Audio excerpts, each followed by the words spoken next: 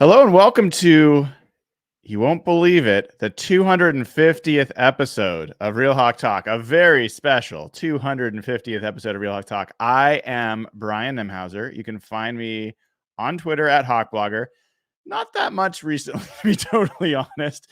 I have been very occupied with things ranging from taxes to crazy stuff at work to last night we were supposed to have a show and my adult autistic son decided that it was a good night to see just how far up his nose he could shove a coin, and that was fun. That was he did not reinvent the piggy bank. He did not find out that there was some sort of jackpot that he hit by doing that.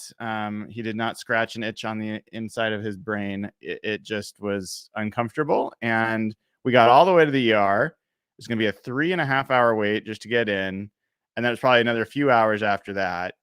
We called another hospital, and we were going to drive over there. It was a less of a wait, and just as we got up, he turns around with a big smile on his face and opens his hand, and there was a nice dime that he had managed to get out of his nose, and we were able to go home. So all in all, no harm, no foul, but hashtag, parenting. It's a never-ending story. And Dayna, I definitely thought of you, Dayna O'Gorman at Dayna OG on Twitter.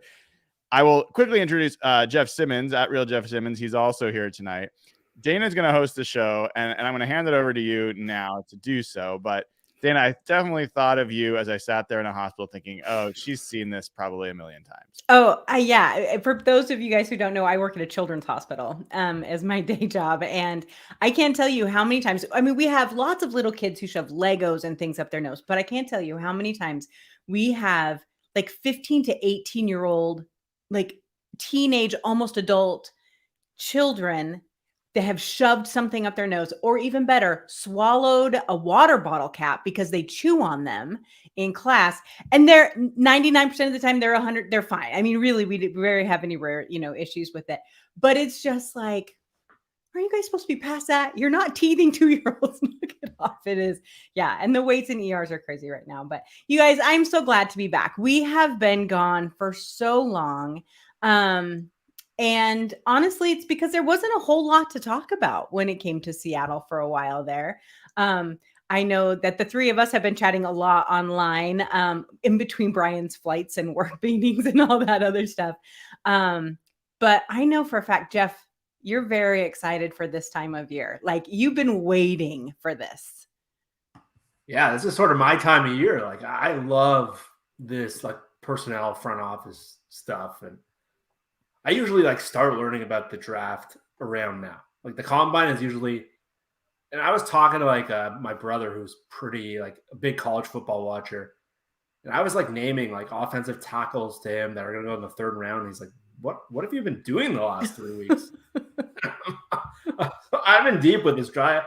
This draft is so different. We're usually picking, and we're like, all right, they're going to trade down to the second round, whatever. I'll learn a couple of players. I've been in the house. I see, I've been had a couple of snowstorms, and I'm just getting ready for a couple of weeks now. We get the combine, we get free agency, and then all leads into this draft where with Seattle have so many picks. So I've been just basically studying football because there hasn't been any Seahawks really news that's kind of got me off kind of line. I'm just getting ready for this.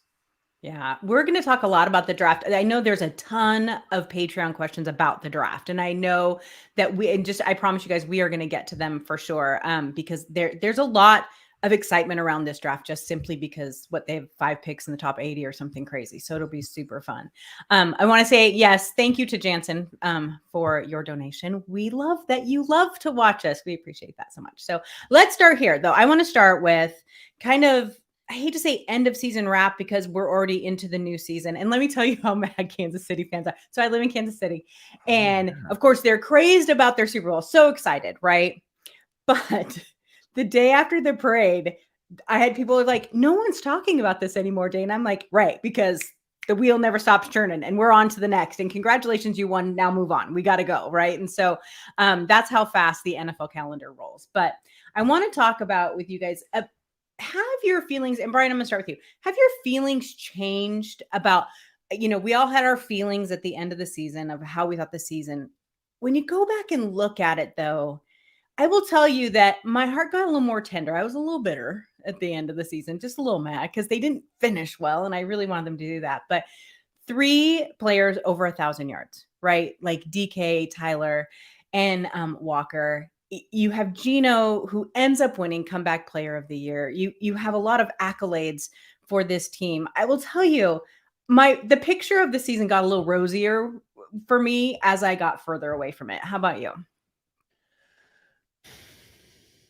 It got more, I would say it got smaller in the rearview mirror, I would say. I didn't think a lot about it, to be totally honest. I think that watching the Super Bowl, watching the playoffs, I took a lot of pleasure out of the 49ers not getting to the Super Bowl. Like, that was very satisfying. And so that, like, it would have been really painful to watch the 49ers win a ring the year after the Rams won a ring and have to deal with that. So I'm in that kind of phase, and I don't feel as bitter about the way the season ended. I was actually very happy with the first half of that playoff game, and even into the third quarter. People are going to they just got blown out in the second half. It was a 1-score game at the end of the third quarter.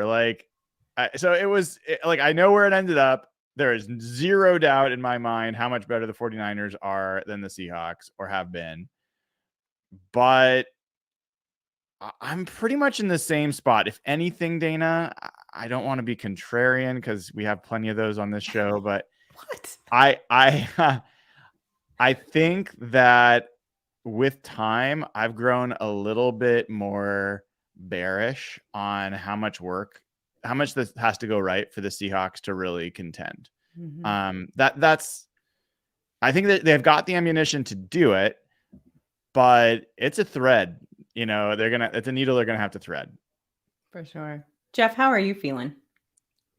Similar to what Brian was saying at the end, I'd say, I think the more I've gotten away from it, I have more of an appreciation for what Geno did and just how unlikely that whole season was. But then you come to the playoffs, and I was with Brian. I was in a lot of threads with Brian going through that Niners playoffs. So them getting knocked out felt like a Seahawks playoff win, but they were kind of left in disarray. I think Evan said they were left with an excuse. I found that very satisfying. And now they're left with all this uncertainty, and they don't know who their quarterback is. And so I take my petty side of me loved every second of that. But then you watch the Eagles. And that's what we've talked about for years. That Brian's talked about the best position groups tend to win the Super Bowl, or who's ever the best at something. And the Eagles should have won the Super Bowl, realistically. And then you look at our roster, and it's just you see the gap, and you see the mountain. And that's why I get so excited about the drafts all the time, because if you look at where the Eagles were a couple of years ago, they didn't look even last year. If you watch the Eagles, they played in the first round of the playoffs and got crushed by Tampa Bay. And you saw what happened to Tampa Bay. And you look at where Seattle is, same kind of thing. They had a base in place. They had a great offseason. And look what happened. Mm-hmm. And sort of what Brian just said, they can't just be average or be okay. They have to crush it to actually to become a contender. Or else, the draft capital just becomes normal next year. They're probably not going to bottom out. This is really the year for them. They have to hit it. Mm-hmm. Because unless things fall apart, they're probably going to pick at the very least 14th or 16th or something. And how do you get a lot better doing that? And so this is really their chance. So on one hand, it's super exciting, but on the other hand, you have to acknowledge the gap there. And they're basically building a defensive line from scratch. And you look at the Eagles, they had 9-man pass rush, and 7 of them are free agents now. So there's chances, but you see them start to make the same kind of trends in free agency, and you wonder, is this the same old thing, or do they realize the opportunity they kind of have here? So I'm excited on one hand. I'm nervous on the other hand. That's why I'm kind of just getting eager for this next couple months, because This is a massive opportunity for this Right. franchise. I think that's a kind of an interesting place to be, though, is that excited but nervous, because it makes you feel like the possibility is there. And you know what I mean? And so that's exciting. And yet you're like, oh my God, they're going to screw this up and I'm going to be so mad again. Yeah, I get it. You have to kind of ride that balance just a little bit. Well, there has been a little bit of Seahawks news that has happened over the last couple of days. First of all, we had a couple contracts come out. Phil Haynes, Brian, did you jump up and down? Were you so excited? I love, I probably get more mentions about Phil Haynes. The only person I get more mentions about Phil Haynes is Creed Humphrey. Anytime Creed Humphrey does anything, my timeline just fills up. So look, my opinion of Phil Haynes this year, like, he got more playing time, and I don't think that he rose to the level where it was like, this guy's your obvious, guard for the future. So I think I wouldn't say the bloom's off the rose there, but I would say that, he got some of the chances I was looking for him to get. He performed as well or better than Gabe Jackson. So I think he is much, much like a much better place to invest that money than Gabe Jackson. And it's a 1-year deal. So I think that what people tend to forget in free agency with John Schneider is one of his dominant strategies is, I want to sign enough players at positions where we have holes so I can go into the draft without feeling like I'm cornered into drafting for a specific position. So people are like, oh, they got a guard, he's not going to draft a guard. Maybe. It's possible. I mean, it's possible, but it's also possible he's like, okay, I don't want to be caught flat-footed at guard. So now we have somebody, he was a cheap 1-year deal. And if we need to, go in the draft and we find a guard that we love, I don't think it stops him from doing that. Damian Lewis is on the last year of his deal too. So, like, I thought it was a totally logical thing to do. And I do, since I'm being a little bit pessimistic, I do want to bring up really quickly. We have free agency, we have the draft, we have Mariner spring training, we have spring in the future. Like, days are getting longer. Sun will come. I know Jeff will be sad about that, but it'll happen. So I feel like we're in the very best part of, like, we're in the downhill of the year where things just start speeding up and feeling much better. So I am looking forward to all of it. I just am like, don't screw it up. I know. You forgot one really important thing, and I'm going to forgive you for that because we like to give each other a bad time about this, but the MLS season starts on Saturday. Just to put it out there. Yeah. Yeah. Totally good. The MLS season. I don't know how I forgot. I don't know how you did it. Like, have middle school Stop sports, it. Have middle school sports started too? Stop it. Stop it. The other contract that came out was for Nick Bellore. God, I love Nick Bellore as a person. He's flipping hilarious. Jeff, they haven't really come out with details on his contract yet. So Phil Haynes' contract, he had a base of $1.3 million, a signing bonus of $2.185 million, fully guaranteed for both of those, and then a per game roster bonus of $510,000. So his cap hit is going to be $3.9 million, 3.97 maybe million for 2023. That's Phil Haynes. We don't have those details for Nick Bellore yet. All we know is that it was a $6.6 million deal. So about 3.75, per season. There was a lot of kind of uproar about that. It's like, do you pay a special teams player that much? How, he's a great guy, but sort of a thing. I wasn't so mad at Nick Bellore's contract. I'll admit, at first glance, my eyes kind of popped into my head when I saw the number. But again, the numbers that come out, and I've said this so many times, it comes from the agent, and it's mostly cash. I don't know why fans care what players make in cash. I think it's irrelevant to us. I think what we should care about is cap and how it affects the cap. And until we see how they structure it, then we can get angry. But to me, it's like, it's probably going to be a $2 or $2.5 million cap hit. At the end of the day, like, if you're upset about that, you need to find something else to do. Like, it's not a big deal. It's probably a bit of an overpay, but they're rewarding a guy who's really important to building, and they value special teams more than others. And I think people have to get used to what contracts are going to start looking like. The cap is up to what, 225 this year? We're going to start seeing numbers that don't look like what they used to look like. So even a guy like Bellore is like a 32-year-old special teamer, $3.5 million. This is what happened in the NBA, really, where backup players are making like $12 million now. Ninth man of the team. I think a contract like that's going to look pretty normal soon. I know you're looking at their cap and they've already paid Myers, Ballore, and Haynes, and you're like, oh boy, here we go again with their free agency tactics and how they burn cap room like no one else. But I'm not that worked up about Ballore. I know a lot of people were. I just think they value special teams, and I think they were a top 3 special teams unit against. So it's probably not how I would build a roster. I'd probably replace that with like a league minimum guy. But again, he's a culture guy. He's important in the building. So it's not worth getting upset about, in my opinion. It's not like it paid him, $10 million or something. So then I would be upset. Right. We all would. Right. Absolutely. So that last little bit of news, and I see in our chat, people are talking about it. It came out today that the Rams and Bobby Wagner have mutually agreed to part ways, whatever the hell that means, right? Like they're like, I'm done with you. I'm done with you. I hated you for how many years as a rival, and now I'm just going to leave. But there's a lot of bring Bobby home, bring Bobby back. I know that people are feeling that way. I just don't think that's going to happen. I think that there's still some hard feelings about how that went out, but I know that a lot of people are like, he's old, he's slow. I mean, I got into it with Nathan today. Shocking. It's like, well, but at the same time, do either one of you guys see that happening? Brian, do you see that happening? I wouldn't be shocked. Shut up. Really? I wouldn't be shocked. I'll tell you why. The Jordan Brooks injury puts the Seahawks in a really challenging spot. They really don't have an answer there. They are absolutely in a bind going into the draft.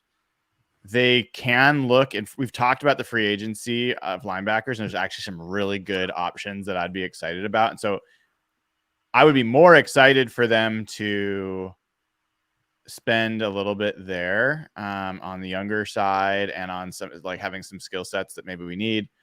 But they could do worse than bringing Bobby back on a short-term deal. I don't think,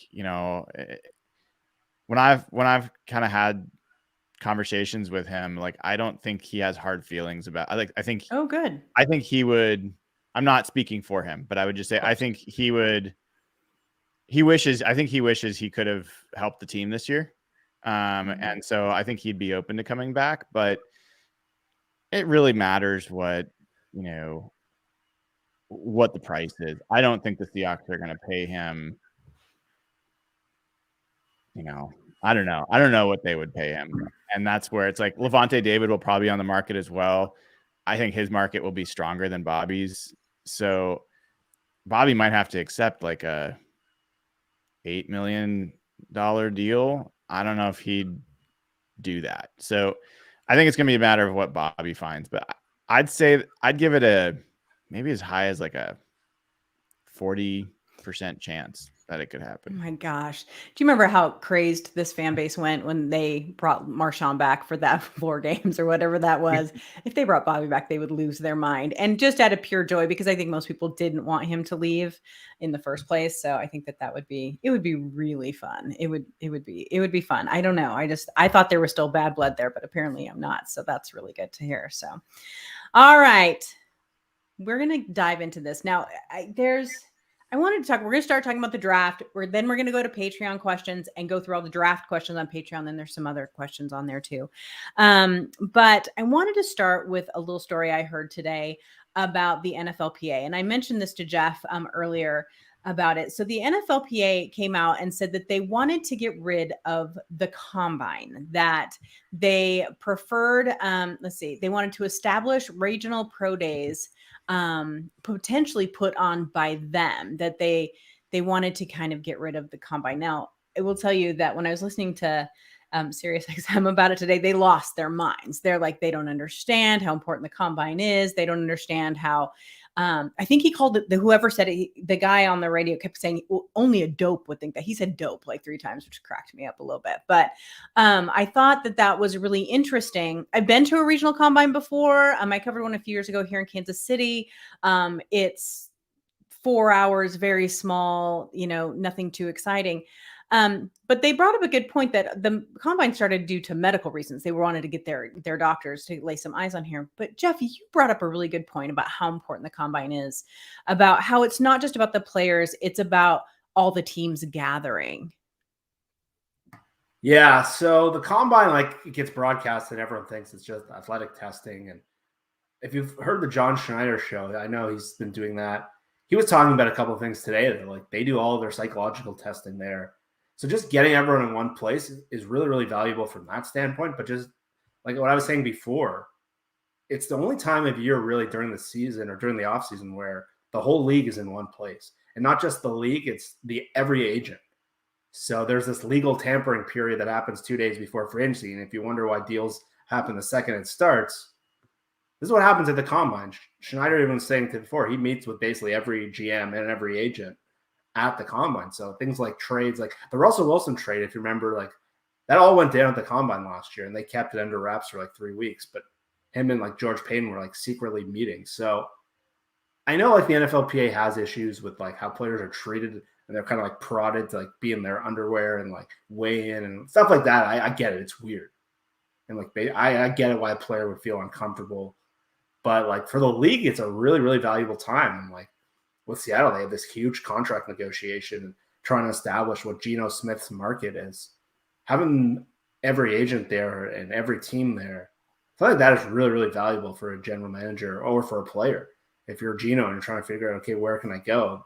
This is really when it all goes down. They're all out drinking till 4 a.m. every night. So if you want to meet some GMs and agents, go to Indianapolis. It's the only reason I'd ever tell you to go to Indianapolis. But so I think the teams would never allow it to happen. It's so valuable for them. And the Seahawks, we're all watching this one negotiation right now. So there's going to be a lot of stuff coming from there. Brian, at the combine too, the one of the things that the person from the NFL, I think it was Smith, said was that you only see players' stock fall at the combine. You never see a player stock rise. And that's such a bunch of crap. I have seen it so many times where a player just kills it at a combine and their stock rises to the players. And there are some players that skip the combine and they just have their pro day and do all that. But how important do you think it is for maybe some of those non-superstar college players to go to the combine? I think it's huge. Yeah, I do too. I think, I'm looking at the combine this year, not just because the Seahawks have draft picks, but there's a number of guys that I think could completely change their draft stock, up or down based on how this goes. And I don't think that's even a hot take. There's guys, Kalijah Cansey is a guy I've talked about a bunch because I've he's on my list.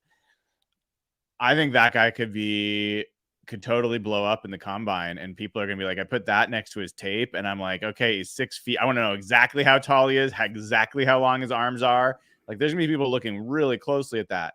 Another defensive tackle, Brian, is it Bracey? I remember I looked it up and I can't remember. It's not how you think it's pronounced, but in any event, he is an athletic freak, but his tape hasn't been that impressive. He could come in here. I'm seeing draft. There's times where people are projecting him a top 10 pick. I'm seeing him now deep in the second round in some places. So that's the variability that's going on here. And ask DK Metcalf how much the combine affected him. He had a huge combine and fell. He's still to some extent fell. And so he's an interesting almost conflict or what's the word? He's basically making two different points with his experience, because he blew up at the combine, but he still didn't go as high as you'd think he should. And then he turned out to be a player that was as good as he played as he showed up in the combine. So I think it's a very important. Personally, I think part of the reason the Seahawks look at the Senior Bowl so much, not just because of Jim Nagy and his position there, that's clearly part of it, but they do 1v1 pass rush drills. And I think the practice of the Senior Bowl is the most important evaluation, the most valuable evaluation opportunity that they get. It's the closest to actual pro practices. It's run by coaches who do what they want to do.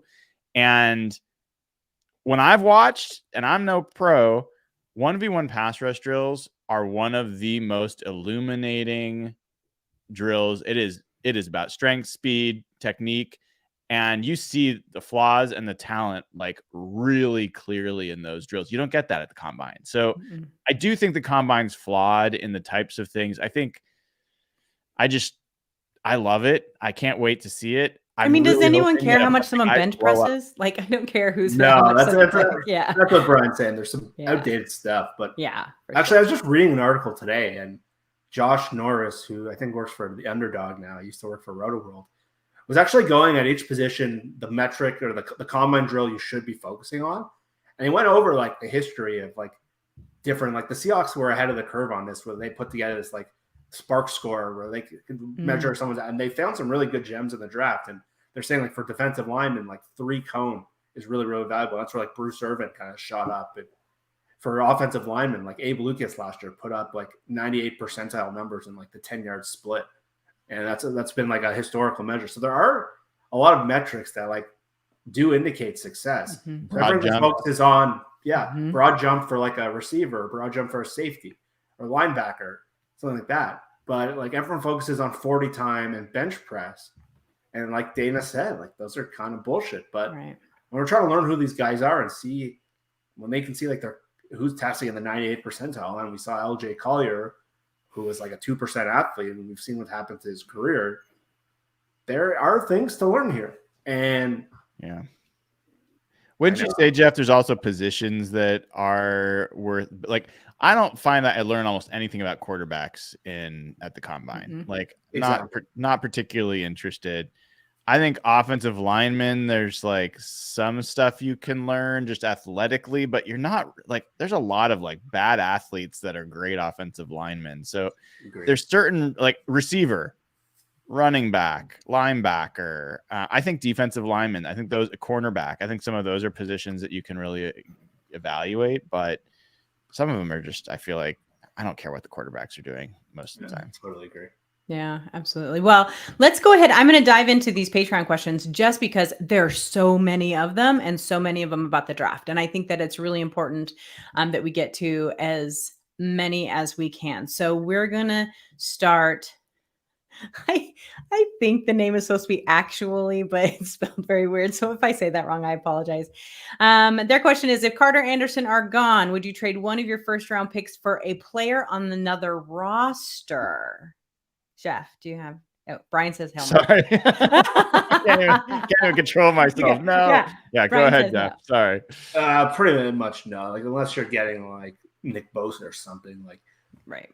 I just don't think we talk about just like building a team and cost control and age and like top 5 pick. No, the only thing you're doing is moving down to get to get more picks. So I think for where this team is, trading the top 5, I just don't think it's realistic. Yeah, me neither. All right. Okay. LR2 asks, and Brian, I'll give this one to you. If we draft a late round quarterback and they outperform in camp, rookie Russ-esque, do you think Pete has it in him to start an unknown rookie this late in Pete's career? Oh, I don't think that's an issue for Pete. I don't either. I don't. I mean, I'm still expecting the Seahawks to sign Geno, and I think it is high. Geno is not Matt Flynn. So I think it'd be really hard for an unknown rookie to come in and unseat Geno. But I'd love to see someone try. Right? That's the fun of it for sure. Yeah. Let's see. Okay. Jeff, this one for you. It's from Braxton. Says, we've been talking a lot about prospects we want Seattle to go after in the draft. Who is the prospect that you think is getting overhyped or you don't want in Seattle? Well, that's a good question. Yeah. Okay, I'll give you one. And this might change the more I get to. Early in mocks, like Miles Murphy from Clemson was like a top 5, sort of where Tyree Wilson has kind of moved into the draft. And Murphy's an athletic, kind of freakish player that it never really showed up on tape. You don't see like the dog in him. You don't see he's more of an athlete than a football player, I find. And I found the one weakness is he's not great against the run. And so he's an athletic guy that's kind of in the Seattle range and like a lot of mocks, he's kind of moved down slowly and slowly. I think for the team they want to be and how you want to build the defensive line, to make him like the premier guy, I think would just I think it would be a huge mistake. So I think he's got potential to be a good player, but I don't love his profile and where he could end up being drafted because of his athletic skills rather than kind of like that dog and what you need on defensive line. Brian, what about you? Do you have one? Murphy was the guy that came to mind. So,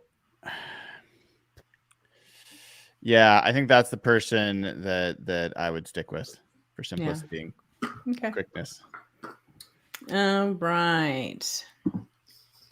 All right. This one we kind of talked about a little bit, but we can expand on a little bit. This is from Troy. It says Haynes just got starter money, leaving center out of it for a second. I think that's for you, Brian. Leave center out of it for a second. If we draft a guard early, is Damian Lewis primed to lose his starting job? Is Haynes' job even safe, even with the money? I think that they absolutely can draft young and start young there. I think there's some really interesting pieces. I know Jeff and I both get excited whenever we see, John Cougar Mellencamp or whatever. John Jacob Jingleheimer Schmidt. I've named him a number of things. But no, seriously, I think he would be a really great fit for the Seahawks. And I also think that there's guys like Osiris Torrance and Andrew Voorhees. Andrew Voorhees is a guy that no one's talking about. I still think he might be the best scheme fit for the Seahawks at guard. And I think he could be available. I'm seeing some mocks with him going in the third round. The hardest thing for me in this draft, Dayna, by far, is I could see a path where you could build your offensive line for the next 10 years that you would love to have and would be a huge, huge, huge core of how you become a stable contending team.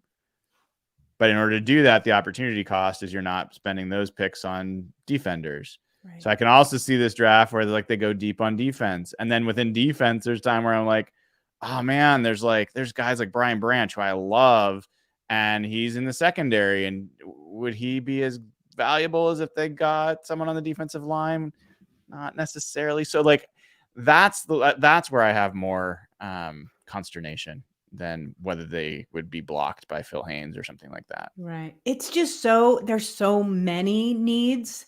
It's hard to really focus on one. And so then do you split it? And so then you still have some need. There's just so many. It's just I don't know where you both are, but as far as I'm concerned, take the best players available. When you have this many needs and you're you have to have this much go right, the biggest mistake you can make is we really need a linebacker. So I'm going to take this middle linebacker at 20.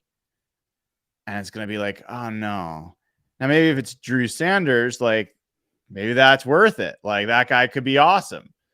But if it's, maybe it's Trenton Simpson and you're not as excited about him or whatever else, I would rather have Brian Branch be an all-pro player for the Seahawks. That was going to be my guy. Than have,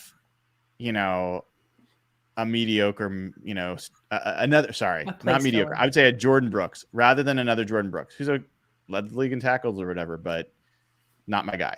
Yeah, that was going to be my exact example. Brian Branch is one of my favorite players I've studied so far. He's listed as a safety, but he's a nickel. He could be an all-pro level nickel player. And if they drafted him at 20, some people would be a safety? Are you crazy? I would be they just need to take good football players. And what me and Brian have dug into this so many times is if you go into a draft to try to hyper-focus on, we're going to take this position here and this position there, it's where you say you're set up to fail. And that's what happened with the Collier draft and some of their other biggest Jarena Fetty. And you just say, okay, and you look at the teams that have drafted well. Baltimore is the one I always bring up, but they just try to take good players. They try to take good players, and you can't kind of try to manipulate the draft to get the positions. Just take good players, and you're going to end up in a good. I remember Brian when even they had KJ and Bobby. Brian was advocating them take a linebacker if he's the best player on the board, and they would have been pretty good here. So I really hope they're not trying to like manipulate it to try to maximize where you can get everyone. Like that gets you in trouble because if one guy goes and all of a sudden you're kind of stuck. So if you take a guard and center at 20 and 37, like I'm totally cool with that. Didn't Snyder say that though in like a postseason interview? He said that they know how they've made their mistakes in the draft in the past, and they were just going to go best player available. I mean, God knows you have to take everything they say with a grain of salt. So we have to keep. I need to see it. There's been too many bad draft years. Last year was great. Yeah, the best draft they've had since basically the beginning. Now we need to see them do it again. Right. Because it's not just the players they've taken that's bothered me; it's the patterns and the way they've come at those players. Right. Like Creed Humphrey. Like Creed Humphrey. We don't say that. We need to call him Voldemort or something so that we doesn't get. But you know what I've learned? I've learned like every fan base is going crazy that they didn't draft. I thought it was just us. No, everybody. Like the Bills fans are like, how did we not take Chris Humphrey? And the Rams fans, they took that receiver after us. Actually, I have a good tidbit on the Rams. I'll tell you guys later. Oh, I love that. All right. So let's go to the next one. Let's see. This is free agents. We're going to get to those. Okay. This is from D. Crockett. In a world where the elite defensive line prospects plus the quarterbacks, Seattle might like, the quarterback Seattle might like are all off the board at number 5. Suppose the Seahawks trade down to 9, Carolina, and select Alabama safety. Is it Brian Banks? Is that who you guys are talking about? Brian Branch, yeah. Branch, okay. Apparently it says, would your head explode? No, it sounds like you guys would be thrilled with that. So that would be all right. Okay, good. Sorry. All right, let's see. Jay Brandt says, I think I've talked myself into Richardson at number 5. I want a toolsy athletic quarterback on a rookie contract. Why am I doing this to myself? Jared, what are you doing, man? Right. I know you didn't direct it at me, but I can't help myself. I think I've been really consistent on this, how much of a mistake I think it would be for them to take a quarterback at 5. Mm-hmm. I mean, and Richardson of all of them is such a dice roll. So like I get uncomfortable when I see people mocking Hendon Hooker to the Seahawks at 37. I'm like, guy's 25 coming off a knee surgery, like maybe in the 5th round or 4th round or whatever. Like I want the first 3 rounds all to be dedicated to position players that are going to make or break this team at positions other than quarterback. So they don't need to be like an all-in roll the dice on a quarterback right now. And if you take this number 5 pick and you play it there, you are betting the next 5 years on this. Like, I don't think you're going to be in a position to really be back in this kind of draft situation in the future. So I just think it would be a massive, massive risk. And if it worked out,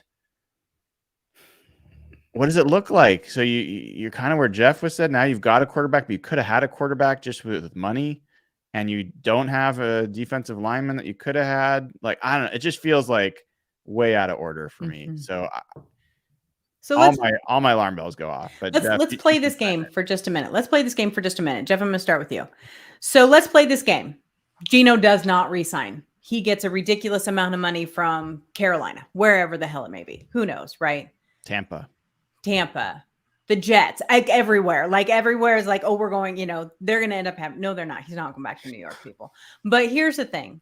So say that happens, which I truly don't expect to happen. But let's say that does. Seattle's hand is forced. So my question is, do you go for a flyer and just get a free agent quarterback? Do you go after Carr? Do you go after one of those guys for a few years? Or do you use one of those first round picks for a quarterback? I think in that situation, I'm far more inclined to be open to the quarterback situation. But I'm kind of stumped anyway, because you're saying a pick 5. So there's this idea like, okay, there's 4 quarterbacks in the draft. You can just sit there and pick a quarterback. And I think that's just completely wrong of how you look at a draft. Like, you're not drafting a defensive tackle. Like, this guy is going to be the face of your franchise.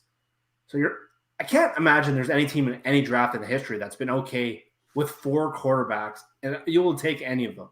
There's no way. Mm-hmm. So I don't think you can just sit there and hope that one of these guys falls to you. Like, that happens, I think you got to trade up because there's so many teams. So honestly, in that situation, I would probably look at a Carr or even like a Darnold and maybe taking one of those quarterbacks. But that made me a little lightheaded. Yeah. I don't want Sam Darnold. No, it would be such a big setback. And I kind of mentioned this. The more I kind of dig into Geno, and Brian mentioned this earlier, there's not a market for him. There's not a huge market for him. And I know people in our chat were arguing with us. And you can mention all the teams that need quarterbacks, but just talking around, I heard Joel Corey say the same thing on the radio today. Like, Tampa's the obvious one. They're $55 million over the cap. Do you know who I think they're going to end up? I think Drew's going to sign. Drew Lock's going to sign in Tampa. They don't have a lot of money. Kyle Trask, there's reports today Kyle Trask is going to start. Dave Canales worked with Drew last year. I think that's a logical. Oh, sure. They're trying to lose, I think, this year, or just trying to get back and like recovering from all the Brady stuff. So I didn't answer your question really well, but I can't see that scenario really happening. I don't see Geno leaving. Mm-mm. So if that happens, let's throw everything out the window. Maybe you do go quarterback, but I'm with Brian on this one. I don't think there's a quarterback that warrants that spot, and I think they need a kind of building block on the defensive line. And if you don't get one, where do you ever get that guy? Have we been back on since Geno had that interview with that podcast? What was it, Jeff? Oh, the one with Ryan Clark. Clark. That was a great interview. Because like anyone that listened to that, if you didn't come away thinking like that's the guy that should be our quarterback, mm-hmm. I want to understand why. Because I mean, this is a guy who's been. It's been clear watching him and listening to him how smart he is. And you don't generally talk about how smart any NFL player is, not because they're all dumb, but because that's just not what people talk about. They talk about their athletic gifts. They talk about other things. And Geno is like, he was in a gifted program. This guy is an artist. He has been in positions to really think creatively and think in, complex, challenging situations for a long time. He's been a leader for a long time. He is much more than a football player and takes pride in that. I think all signs point to him being a guy that could actually take another big leap forward, I think, next year. And he is so obviously the right player for this team right now. I don't think it means that they're going to win the Super Bowl with him for sure or anything like that. But all the other options are just massive gambles. So you've got a guy who wants to be here, who is good, who should be able to play better, who should have an offensive line that plays better, that should have a running game that is more consistent, that should have, a lot of things that should be more positive. Fill your other holes. Like, actually put out a good team. Don't put, not as good in place of what was going to be there. Like, get the good player, pay the money, and fill your friggin' holes. I'm so sick of watching this defense be terrible. And I don't want to see some rookie quarterback come in here and be almost as good as Geno and still have a shit defense. I'm just done with that. Super done with it. Yeah. I was listening to Mina's podcast today, and they were going over all the teams that should draft the quarterback, and Seattle came up. And Mina, I think Greg Rosenthal, they're like, no, moved on right away. So if they're saying that, I like to trust her. So yeah, I couldn't agree with Brian on this one. More on this one. Just one of the other podcasts that I do, the Our Turf Football podcast, one of the ladies on there with me, Lisa, she absolutely cannot stand Geno Smith. I don't know why. She's a Dolphins fan and a Dolphins reporter. And so I don't know if there's a whole Jets thing there. I don't know, but she cannot stand him. She thinks he is lower level quarterback. And I have tried all season to change her mind. And after the season was over, she tried to bring it up again. God love her. And she's the sweetest thing. But I finally just started spitting out stats to her. I said, would you like that quarterback? She's like, yeah. I'm like, yeah, that's Geno Smith. And she's like, oh, well, let's just move on. Like, she just can't handle it. And I think that's it. I think there's still a little stigma of that with him, you know, in the background. But honest to God, I think that we saw probably who he really is and hopefully could be even better. So that's my plug for Geno. Stay in Seattle, Geno. That's what I want you to do. So I'll ask this real quick before we move on. yeah. Did we see any quarterback outside of Patrick Mahomes play better against the 49ers defense than Geno did in the first half of that playoff game over the last half of last season? No. I mean, there were some like Jared Stidham. Yeah, right. Exactly. That's what I was thinking about. But even he had like, I think I would not put that at the same level as the way Geno played in the first half of that game. So anyway, I think there's a lot to be optimistic about there. Me too. All right. Okay. So let's see. This is from Trey. Jeff, this is for you from Trey. He says, I want to know who Jeff most wants with pick number 5 and why is it Will Anderson? Why is Will Anderson? Why is it Will Anderson? Oh man, we're getting Will Anderson. Wouldn't that be Yeah, it's Will Anderson. I think he's got the football character. He's got the skills. He's just like the blue chip player I've been talking about in our stupid show for years. And we haven't had one on defense. Like Bobby's been there, but we haven't had that guy. I just think he's like I think he's the surest bet in the whole draft this year. But Jalen Carter would excite me. There's other guys that would excite me, but I know like Nathan was talking about other mock drafts. I'm really starting to convince myself that this is one of those two guys is going to be there. And I think the way the quarterback market is playing, and there's two teams we need to watch, the Raiders and the Panthers. Yeah. The Panthers have put together this like super staff with Frank Reich, who I really like, by the way. But they don't have a quarterback. And if Derek Carr doesn't go there, and I don't think he is, I think that'd be a weird choice for that. Especially what happened with Reich in Indy and what happened with Carolina in the last few years. There's two teams that need to jump into the top 5. And the Bears need to trade back. And I think the Cardinals might be a team that could trade back. Oh, yeah. So if one of those two teams jumps into the top 5, we're set. That's Anderson and Carter for Seattle. Or, as Daniel Jeremiah put out in his mock this week, Tyree Wilson he had over Carter and Anderson. Mm-hmm. So I'm trying to will this into that Will Anderson can happen. And it might be unrealistic, but if it's Jalen Carter at 5, that's pretty good too. So he's the number one player on any like media board I've seen so far. I got 2 quick follow-ups. Dana, I know we're making life hard on you. No, you're fine. One is I hope you both saw that video of the new Cardinals coach. Oh my God. I didn't think it was possible for them to like go downhill from where they already were, but like, let's hope that they become the Houston Texans of the NFC West and they start trading away all their best players and doing really stupid things. Maybe to Jeff's point, maybe we can fleece them out. Maybe they're just going to be idiots. But wow, that guy was I would feel so bad if I was a Cardinal player. So that's one.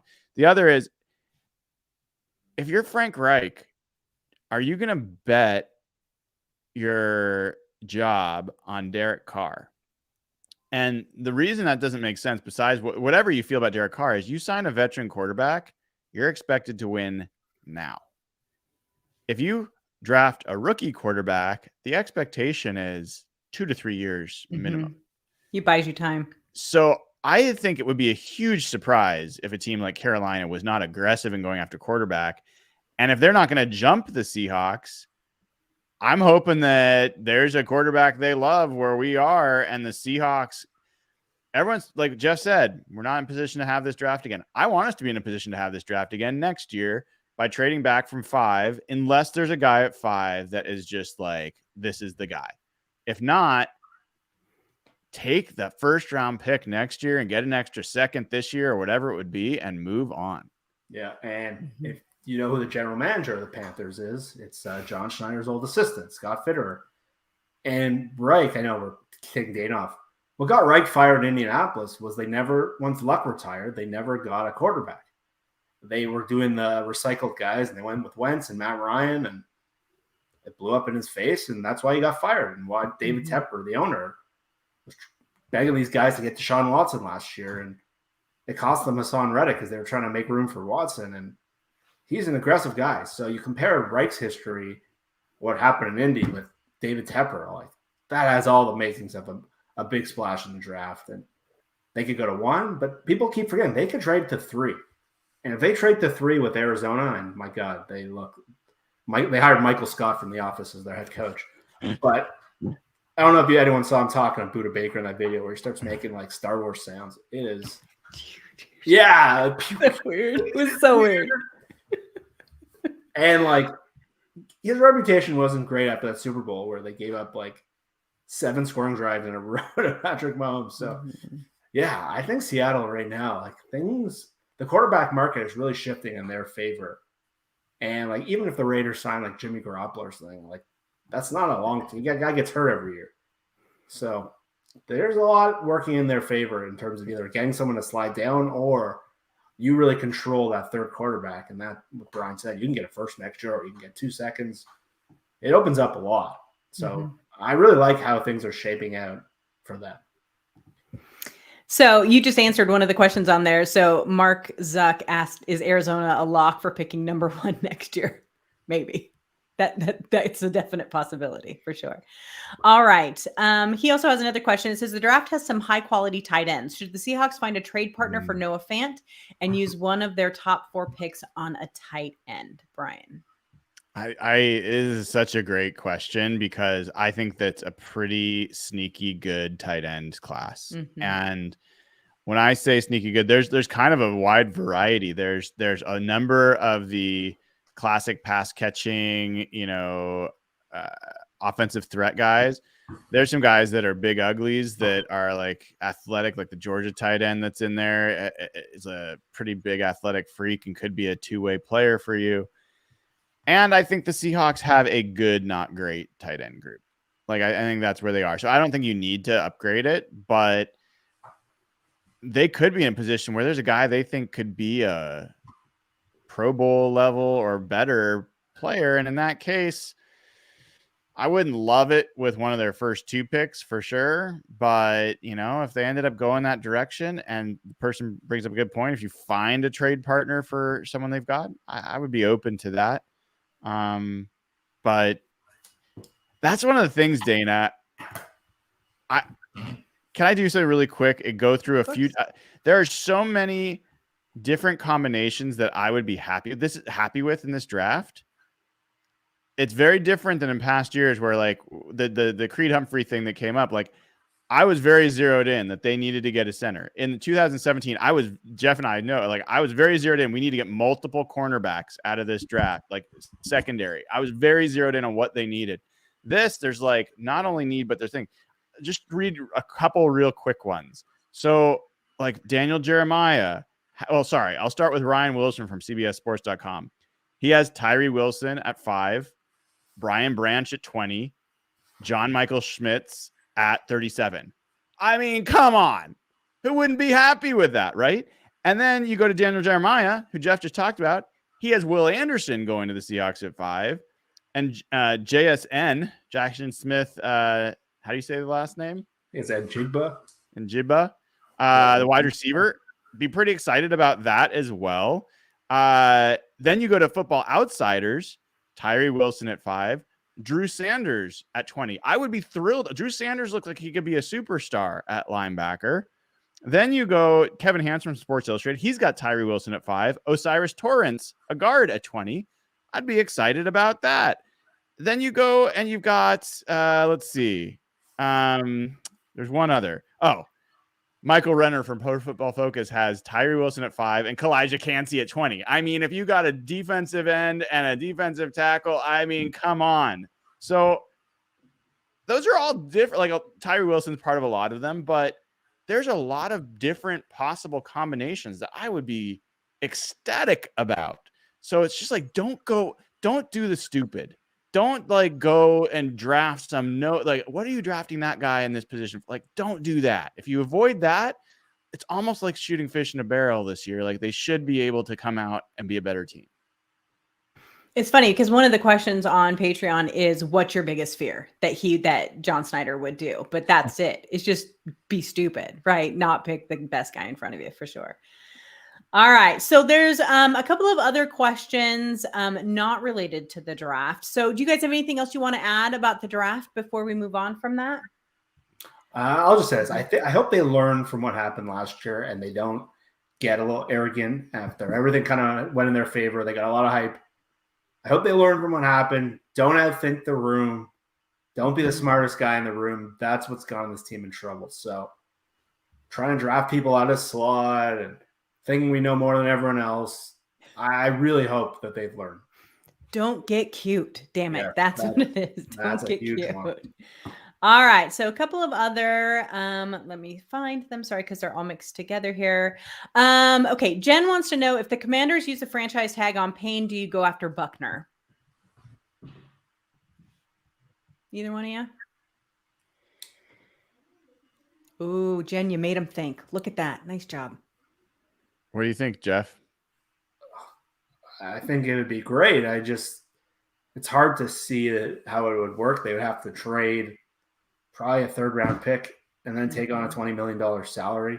Yeah, I think it's one of the best things they could do for their roster. I just don't know how they can make that and Geno Smith. And yeah, I'm okay with the idea if it's a 3rd-round pick, but I don't want them trading premium picks. I think this team needs a group of young players that's all kind of emerging at the same time. Sort of what happened in the first place. And I'm more willing. I know we've talked about Jimmy Graham and Percy Harvin and Jamal Adams. If you're going to trade picks away, trade for players in the trenches, offensive and defensive linemen, not very unique chess pieces that didn't fit their identity in any way. So I'd be more open to that, but I just can't, in my knowledge brain, I can't figure out how that works in their cap. And the idea of giving up another pick is not the way I think they need to build. I don't think they need shortcuts. Fair enough. All right. This one is from Alexander. Could the Hawks re-signing free agents earlier than they normally do this year signify a different approach to this offseason? Brian? It is a little interesting, isn't it? Mm-hmm. I mean, we talked about the two and recently, but they also did Jason Myers. And so what it does indicate to me is that they've got a very clear plan. And they're ticking off the things that they want to just get marked off the list so they can focus on other areas. One of the things we haven't really talked about with the Geno Smith piece is there's been a lot of acknowledgement from John Schneider, who's doing a radio show now. Like, that's a huge departure from what he's done before. Pete Carroll, Geno Smith, they've all talked about how they're talking regularly. There's active conversation. They feel like it's going well. They've never, ever, ever been able to really talk about those things publicly. That's departure. And it also indicates, I think we can say whatever we want. They're going to sign Geno Smith. I think it would be very surprising if it doesn't happen. And so then, yeah, I think that they're trying to square up what they're going to have in terms of cap space to spend. And my expectation is linebacker is going to be a priority. I'm hoping that there's not some crazy move where they spend a bunch of money and screw up the cap on a position of not real need. But yeah, that's my biggest takeaway is I think that they have a very clear idea of what they want to do, and they're starting to take action. There's no reason for them to wait. So I think that's a pretty encouraging sign. Okay, another one from Mark. What are your thoughts on Vegas early odds putting the Broncos at number 13 and the Seahawks at number 25 in Super Bowl odds? I can answer that one for you. Ignore Vegas. It means nothing. It's February. We have no idea what the hell's going to happen next year. I think that gives a lot of credence, a lot of credit to Sean Payton before he's ever even had his hands on this team. But I don't know. Just ignore it. Because look at the odds last year. How'd that work out for him? So screw the Broncos. I don't care about the Broncos. Yeah, we're over that now, right? That's the way I feel about it. They can do anything they want this year. We got their picks. They can have Russ and all that goes along with him. I know. I have to keep a pretty close eye on them just because I do cover them. But the interesting thing about the Broncos is that the personal side of it, now I don't care anymore. You know what I mean? It's like we got the better of them this year. We got all their picks. I don't care now. Do whatever you want to do. Go. Hopefully you can beat the Chiefs once in the last 20 years and good for you. We'll go on from there. So, all right. That is about it for Patreon questions. Wow. I know there was a lot this time, you guys, and they were great questions. So thank you guys. Remember each week, we put up a little thing, join Patreon, patreon.com/hawkblogger. Am I right? You got it. Look at, I got it.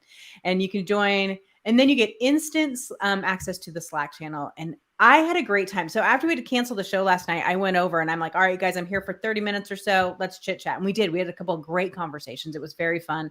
But all day long, there's a constant Seahawks conversation going on over there for sure. So as we start to wrap the show up, Jeff, I want to hear about what you have to tell us about the Rams. So when I was doing that Senior Bowl article, I was talking to a bunch of people. And one of the things I had heard from someone was that there was a lot of veteran players on the Rams who've kind of lost faith in what's going on over there. And I heard one of them was Matthew Stafford. I heard one of them was, and if you've noticed, Jalen Ramsey's been a guy that's been talked about in trades. And I wasn't comfortable writing this because I wasn't sure if it was just rumors or conjecture. But when Bobby got cut today, the thing I noticed is that Schefter, who's like kind of like the mouthpiece for these guys, he said Bobby wants to win. And to me, it kind of made the whole thing go full circle where I think something's going on there. So maybe you see Jalen Ramsey gets traded. Maybe you see might be the end of Aaron Donald pretty soon. I think this might be, there's reports each. I think people have lost faith in what's going on there. And the thing I heard is that they look at the team, they see a lack of draft picks, they see a lack of cap room, and they just don't see how they get better. And when Bobby gets cut, and the first thing, he was one of their best players last year, and the first thing that comes out is he wants to win. When their whole team got hurt last year and they were in the Super Bowl 2 years ago, that jumped off the page to me. So I don't think things are so sunny over there. McVay almost walked away. There was a lot of players. There was a story today with Jordan Rodriguez writing about how the players and McVay really kind of fell out of favor last year with each other because McVay got into this shell. He didn't know how to handle losing for the first time. And I think teams are looking at the roster there and seeing, and they say, how do we get better? So there might be some sort of exodus going on there in the next couple of years. And the Allen Robinson thing blew up in their face. Bobby's gone after a year. I was pretty surprised they cut him. He was one of their best players last year. They didn't get a lot of cap room out of it. So seeing Bobby and seeing that line that he wants to win after hearing that they weren't big believers in what's happening right now. And really, they have Cooper Kupp, they have Donald, they have Jalen Ramsey, but all that cutting corners, it's interesting that the players see it too. So I retweeted one of their players, and I can't remember which one it was, said something to Bobby. They're like, okay, Bobby, it was great playing with you, but when we get back to winning, this will be, on you or something like that. And I was like, oh, there was a little snark there. So it makes you wonder what the undercurrent of that team is right now. It's much the same in Arizona, but Arizona just seems to be inept. I mean, they're talking about getting rid of Hopkins now. They're going to trade him out. They're massive change. We need that there. But yeah, you can see it kind of in the Rams too. I don't know that Stafford's going to come back. So that'll be really interesting to see what happens there. But yeah, I don't know. All we have to deal with hopefully next year is San Francisco, which irritates piss out of me. But I don't have a good answer on that one. I don't know, but can we spend a second on it? I know we probably go past time, but they're in an interesting spot, right? So we've talked about the quarterback for them a little bit. Purdy, for my money, was clearly their best quarterback. And his surgery was delayed further. Yeah. I hope for the best for that kid. I honestly do. Even though I can't stand the 49ers and hope they lose every game they play.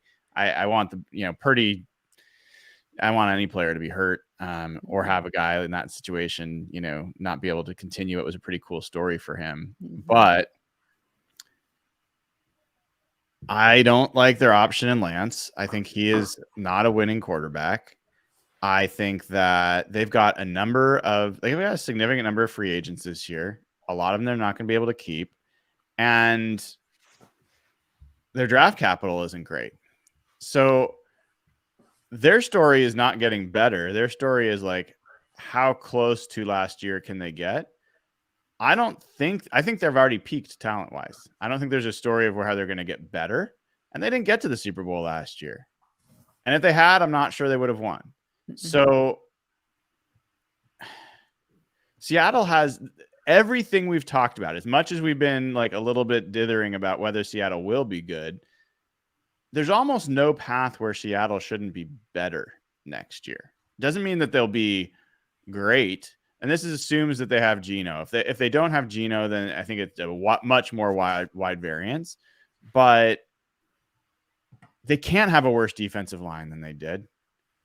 They can't have a worse linebacking crew than they did. They can't have like more injuries at their safety position than they did. They can't have a younger offensive line with the bigger holes in the middle. Like I think there's a strong case to be made. The Seahawks will close the gap with 49ers. The only question is like, will it be enough to win one game? 2 games? Don't know. And I think there's some question. Like the 49ers every year have had injury issues.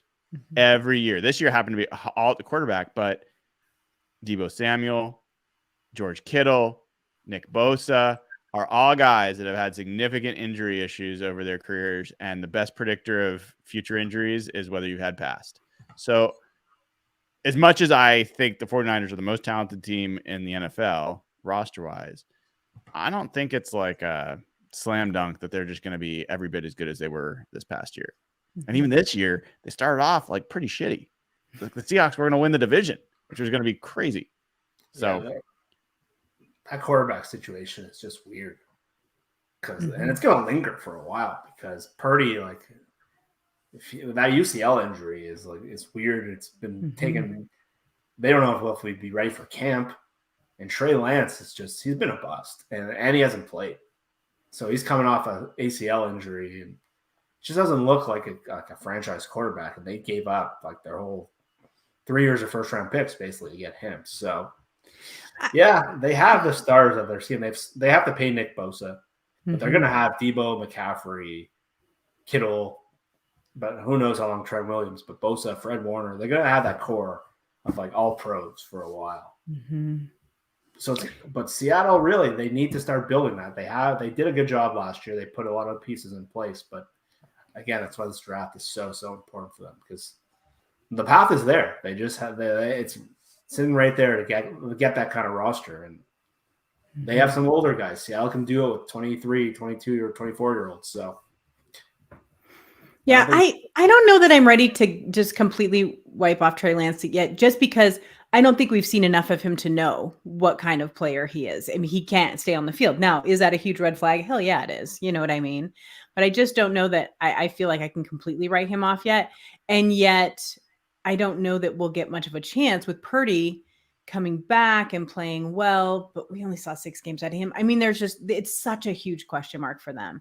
And I think that the nice thing about this division right now is the fact that, Seattle should be better than 2 of the 4 teams, right? And get closer to that third one. Well, that's just damn encouraging, right? And so if they nail this draft, I think the positive aspect is to look at it. It's like, we're running for 1, right? You're running toward the first place, and that's a good thing. Now, are we super close? Hell no, not right now. And because San Francisco has all those great players, but at the same time, it's a good place to start, I think. It's not a very good conference either.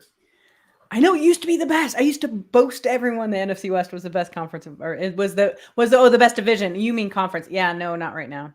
And we could go on for an hour about Aaron Rodgers living in a hole. So let's not talk about that. That's just too much. Whatever. It's a disaster. But all right, everybody. Brian, that's all I got for you tonight. Awesome. I had one quick question for you Let's two. do it. Did you feel like, was it a big deal for you all, the Seahawks coaches that they lost, to Tampa? Did that register to you? And then I guess related to that, there's a lot of comments from Dave Canales about some of the Seahawks past OCs. And I was kind of curious if you guys read those and if anything jumped out to you. Go ahead, Jeff. You can go first. I didn't feel anything or get emotional about, or not get emotional, but I don't think it has a big impact on Seattle. I think there's a case that they might have upgraded at the quarterback coach. They got a veteran guy who's pretty good. And Canales is like an emerging guy, and I'm glad to see him get an opportunity. It's been one of the things we've seen kind of criticize Pete for, that they haven't had coaches, and he got 2 OC interviews this year. So I think that says a lot about how Geno did. But looking at it, I don't think there's a huge reason to be concerned of anything. I think you can slide a guy in there and be totally fine. Shane Waldron's still there. I read the thing about Canales, and it kind of made me, I just realized there's a school of thought that Pete's never identified good offensive coaches. And I get that school of thought for sure. They haven't hit on superstars for sure, but I think they've had pretty good guys. And the things he's hit on are stuff we've talked about on the show, how Shoddy came in and really fixed Russell's footwork. To hear Dave Canales talk about that made me feel better with the things we've talked, because we noticed it. Mm-hmm. Russell was much more in control and had probably his best quarterback seasons there. Darrell Bevel's a guy the players like Doug raves about Darrell Bevel. And Shane Waldron, it's cool to hear the things that he take from McVay and the things we've seen him do. So I think when you heard him go through OC, and then basically have nothing to say about Tater, it's he's a nice guy. You kind of reevaluated everything we've said on the show over the years. So I think Seattle has had better offensive coaches than people give it credit for. And it was cool to see it all kind of come from Canales' mouth. But to answer the original question, no, I'm not too really worried about it. I think, in fact, they ended up in a pretty good spot. So, yeah, as you two know, I was contacted by Tampa Bay Bucks writer, and he's like, Dayna, tell me all you can about him. And I'm like, well, I can't tell you much about him because he's kind of always been in the shadow. We know he's there. He did a mic'd up, and I know that the players really liked him and he was really well respected by them, but I didn't have too much detail. And I'm like, maybe that's a good thing. That means that he's just been there learning, absorbing. And then to read what he wrote about all the different OCs that have been in Seattle, he was very complimentary and talked about very specific things that he learned. And the Tampa Bay guys are pretty excited about him because he's young, and the one guy I talked to, he comes from the Pete Carroll coaching tree. So that should be good. And I'm like, really? You don't hear that very often. It was pretty impressive. And so I think that, I don't think this is going to be a huge hit on Seattle in any way, shape, or form, but this guy was an up and coming. You knew he wasn't going to stay for a long time. So I wish him well. I hope he does well because that will reflect well on Pete. So, yeah, helpful to hear. And Jeff and I go back and forth about coaching trees and whether there's any value, because is it the Sean McVay coaching tree, or is it the Kyle Shanahan coaching tree, or the Mike Shanahan coaching tree, or the the Bill Walsh coaching tree? Yeah. How far back do you go? Yeah, exactly. To Jeff's point about the offensive coaches, for me, it's not been that the Seahawks have had bad offensive coaches. I think they've had above average. I would not say they've had great offensive coaches, but they've all been, for the most part, people that have been offensive coaches before. Waldron is someone who hadn't really had that opportunity. And so, but even then, he was groomed under a really clear offensively minded coach and brought that system. Canales would be a guy for me that I would count as a Pete Carroll disciple. He's been in the Pete Carroll across all of these different people. And I think he got his start in the NFL here or close to it. That's generally where I give coaches credit for bringing someone up. Pete hasn't done that in most cases. There's not a lot of examples of that. So it will be interesting. I am interested in the guy that the Seahawks brought in to replace him at quarterback coach. He's been an OC himself and worked closely with, Goff in the early years of McVay, where McVay got a lot of credit, but who knows how much this guy had to do with it. So yeah, I'm not too worried about the departure, and I'm curious how the new influx will affect things. Yeah. So, I see people talking about Sean Desai. Real quick on this, because we've been so long since we talked, but I see this thing going around of like maybe that Desai's had all these interviews and he's not getting a job. Maybe he's not that good. I don't know, man. I'm so happy we still have Sean Desai. There's not a single part of me that's like, oh man, maybe we have a lemon here. Like, I think this guy's a good coach with a ton of talent and hasn't worked out yet. So like, I think that's all silly. Well, you guys know I like him, so I want him to stay right in Seattle. I think that's the perfect place for him. So agreed. Awesome. Well, thank you, Dayna O'Gorman at Dayna OG on Twitter. Thank you so much for hosting tonight, giving my brain a break. Really appreciate that. Jeff Simmons at Real Jeff Simmons on Twitter. I'm Brian Nemhauser at Hawkblogger on Twitter. And folks, if you haven't already gotten the show, like, please do. We've braved coins up noses and like, harsh winters and all sorts of things to come and bring the show. We'd really appreciate a like, a thumbs up. Subscribe to the channel and go to patreon.com/Hawkblogger. Get immediate access to the Slack channel. Ask us questions when we do the show. And yes, we will have less frequent shows when there's less to talk about. But the point is, we're not just going to spew nonsense. We're going to talk about things that actually are worth talking about. Thank you all for tuning in. Thank you to Reflect the Sun for the donation in Super Chat. Appreciate that. And if folks don't know, proceeds go to charity. We've given up over $250,000 to charity over the years. So thank you to all of you for being part of that great community that's been growing. And welcome back. It was nice to see you all. And we'll talk again soon. Take care.